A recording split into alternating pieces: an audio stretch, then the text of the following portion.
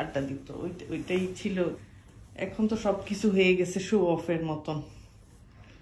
ঘর ডেকোরেশন ছিল না, কে ঘর ডেকোরেশন করবে? আমিই তো বড়, আমারই জন্মদিন, ঘর ডেকোরেশন ছিল না। এখন তো ডেকোরেশন বেশি, ফেসবুকের ছবি কত সুন্দর হবে ওইটা নিয়ে মানুষ চিন্তা বেশি, খাবারের কোয়ালিটি নিয়ে মানুষ চিন্তা হতো না। তখন ওইটাই আন্তরিকতাটা মোর ইম্পর্টেন্ট ছিল, ফুডটা খুব ইম্পর্টেন্ট ছিল।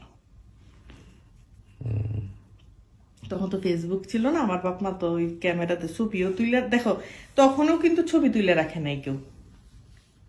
মোবাইল, তখনও মোবাইল ছিল আমাদের বাসায়, আমারও মোবাইল ছিল, আব্বারও মোবাইল ছিল, আমাদের ঘরে মোবাইল ছিল, কিন্তু কেউ তো ছবি তুলে রাখে না। মোবাইলে হয়তো ক্যামেরা ছিল না, মোবাইলে ক্যামেরা ছিল কিন্তু কেউ ছবি তুলতো না। না না, আমার এলজি মোবাইল ছিল, ওটা মামা দিয়ে আম্মার জন্য একটা ভালো মোবাইল পাঠাইছিল, না কেউ ছবি তুলতো না, কেউ ছবি তুলতো না। আমার কোনো জন্মদিনের কোনো ছবি আমার নাই, শাওনেরও নেই, কোনো ছবি নেই আমাদের। এটা কারো মাথায় আসতো না যে ছবি তুলে রাখতে হবে। তাহলে এখন এত ইয়া করো কেন, ওইটার ছবি তুলো, ওইটার ছবি তুলো, মানুষ?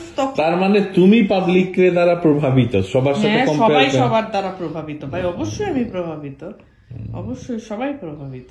তখন মানুষ প্রেজেন্টে থাকতো, তখন মানুষ ওই মোমেন্টটা এনজয় করতো। কালকে ছবি দেখবে আর একজনকে দেখাবে, এইটা মানুষ চিন্তা করতো না।